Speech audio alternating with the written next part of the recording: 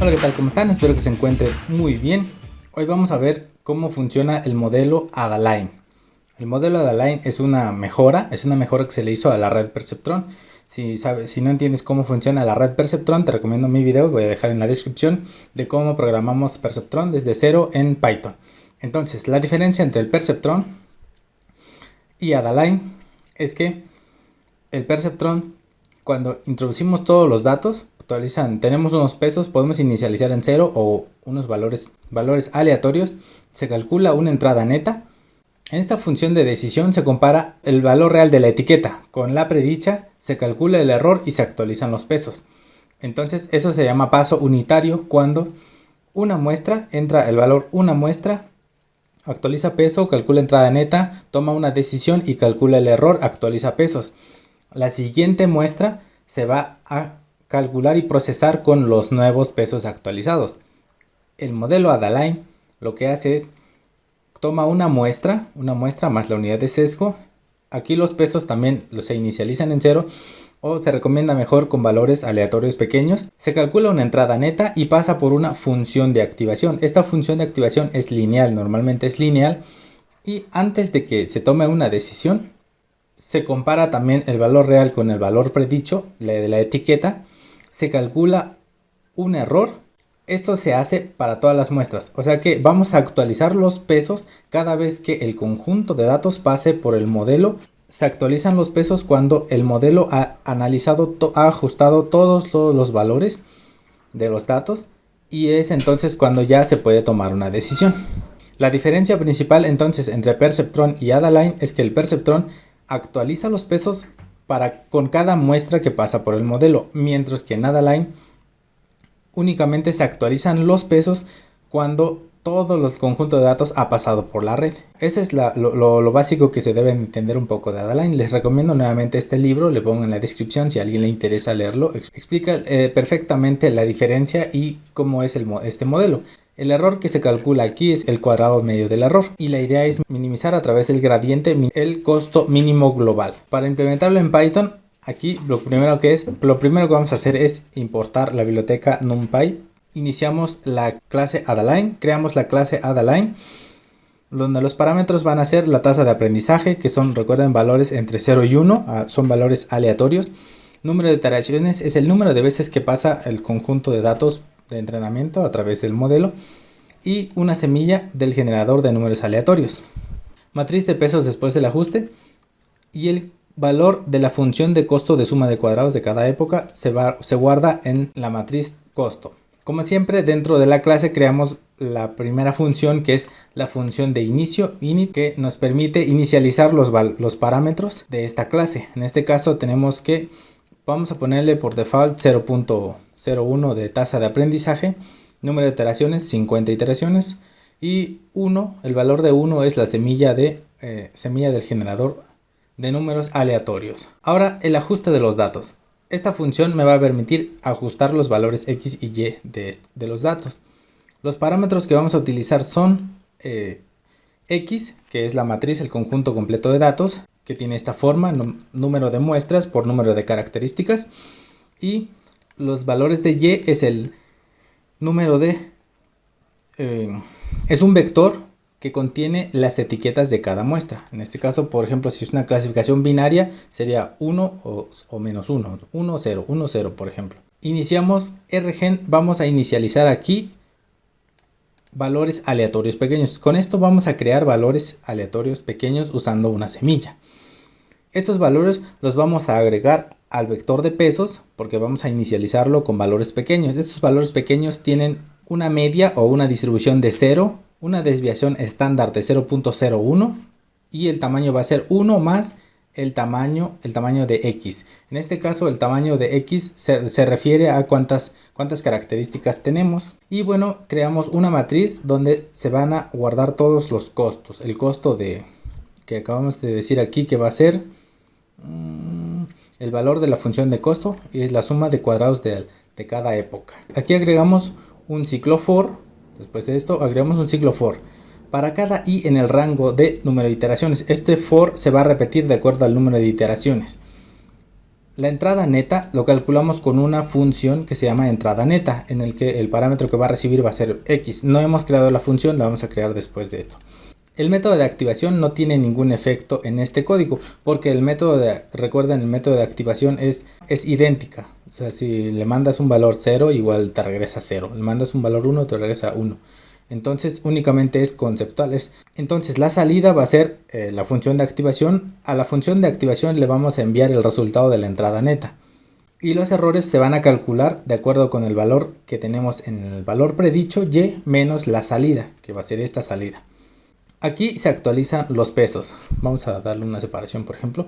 El primer peso va a ser el de la unidad de sesgo. Lo ponemos aquí. Y de ahí todos los demás pesos que existan se calculan con la tasa de aprendizaje multiplicado por el valor que nos da el producto punto de x traspuesta por los errores. El peso de la unidad de sesgo lo calculamos únicamente con la suma de todos los errores multiplicado por la tasa de aprendizaje. Eso me da en el peso 0. El costo. Este costo va a ser todos los errores al cuadrado. Luego hacemos una suma y lo dividimos entre 2. Y este valor se va a agregar a la lista que hemos creado aquí. Aquí. Self cost. Aquí vamos a guardar en esta lista todos los valores del costo. Esta función termina aquí. Y ahora vamos a crear las otras funciones. La entrada neta va a recibir el valor de todas las x y me va a devolver el valor de las x multiplicado por el valor de cada característica. Este sería el valor de todas las características de una muestra. Lo multiplica por los pesos más la unidad de sesgo. Esa es la forma en que se calcula la entrada neta. Es similar a cómo se calcula en el perceptrón. Esta es la función de activación. En la función de activación recibe un valor x y este valor lo que va a hacer es devolver x. ¿Por qué? Porque es una función idéntica, lo que mencionábamos. Recibe un 5, te devuelve un 5, no le hace nada. Pero es importante en como que entendamos por qué pasa esto, porque es necesario ponerlo en el código. Y cuando... Muy bien, ok. Muy bien. Para hacer una predicción recibimos un valor x, que van a ser las características, y bueno, esto sería como más o menos parecido a del paso unitario. En este caso no es paso unitario como tal, como lo vimos en el perceptrón, sino más bien aquí este valor se va a hacer una vez que se hayan ajustado todos los datos aquí. Entonces, para hacer la predicción recibimos un parámetro que son las características x, y bueno, pasa por la función de activación. Se calcula la entrada neta del valor x, se calcula la función de activación y se hace la comparación, ¿no? Si es mayor o igual a 0.0, entonces le asignamos 1 a la etiqueta. De otra forma se le asigna menos 1. Cuando ya tenemos nuestra clase aquí, vamos a ejecutarla para ver si está funcionando bien. Si no hay errores, parece que no, entonces continuamos aquí. Básicamente eso es todo lo que hay que entender sobre el modelo Adaline. Aquí lo que voy a hacer es cargar los valores de iris, porque es el ejemplo clásico de los valores de iris. En el ejemplo anterior del perceptrón utilizamos los valores de la función OR. Y bueno, aquí vamos a importar OS y pandas para poder cargar este valor que están en línea, ¿no? Es una base de datos que ya está en línea, la podemos descargar de esta forma. Entonces, df va a ser nuestra matriz que vamos a cargar como un valor con extensión .data. Muy bien, vamos a darle clic. Con este método vamos a poder visualizar los primeros 5 registros de esta muestra, de esta base, de estos datos. Muy bien.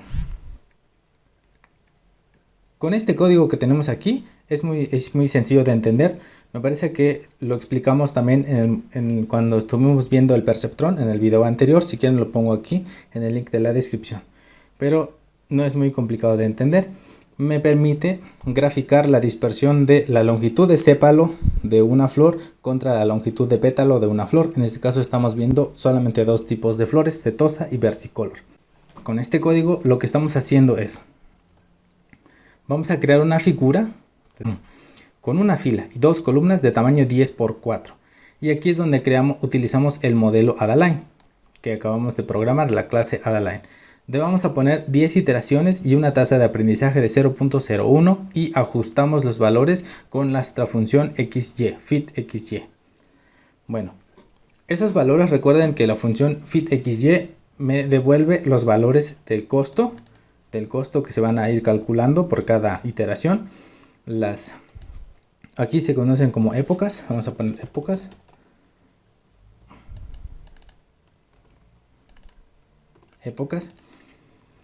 Y bueno, vamos a graficar en el eje Y el logaritmo de la suma de cuadrados del error. En el X vamos a ver la tasa de aprendizaje con 0.1, cómo se comporta el modelo Adaline.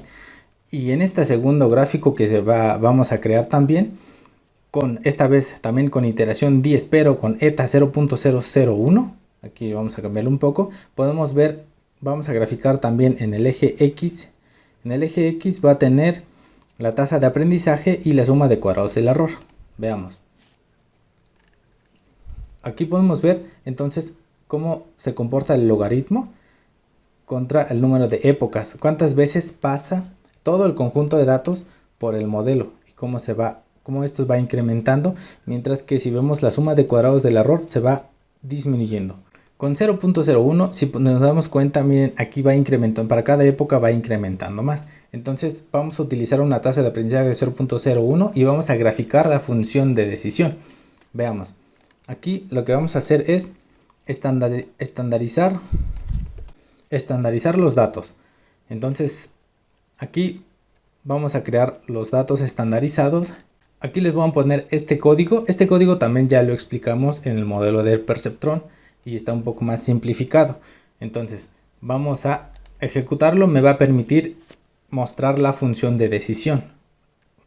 Ya lo ejecuté, no hay errores, significa que está funcionando bien. Ok, ahora vamos a poner a prueba cómo generamos la función de decisión. Miren, aquí estamos viendo Adaline con número de iteraciones usando el gradiente descendiente. Con 15 iteraciones y 0.01 de tasa de aprendizaje, ajustamos los valores estandarizados y sus etiquetas, y ahora vamos a darle clic en graficar. Podemos ver cómo la suma de cuadrados del error va disminuyendo a medida de que avanza el número de épocas, pero más o menos por el 12, 13 ya la disminución ya es menor. Aquí pueden ustedes moverle, por ejemplo, aquí le vamos a poner 20 y vemos cómo funciona. Miren, a partir de como por el 12, sí, efectivamente, 13, pues ya no, por más veces que pase el conjunto de datos, ya no se separa, ya no disminuye la suma de cuadrados del error, pero en las primeras épocas fíjense cómo cambia bastante. Entonces yo creo que le vamos a dejar con 15 y veamos. Muy bien, con este método aquí estamos graficando entonces nuevamente la longitud de sépalo ya estandarizado y la longitud de pétalo estandarizado, y cómo es la función de decisión.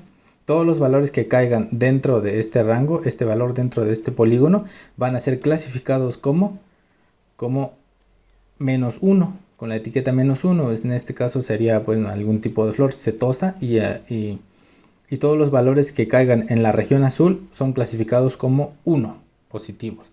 Y bueno, aquí está la suma de cuadrados del error. Y bueno, eso es todo por ahora. Muchas gracias por ver este video. Espero que les sirva y les haya quedado un poco claro. Lo más importante de esta parte de este video es que se entienda muy bien cada paso que hacemos aquí cuando creamos la clase, porque de ahí depende de todo. Si entendemos muy bien esta parte, cómo ajustamos los datos, cómo creamos como la función de decisión y de activación, todo lo demás es un poco más sencillo de entender.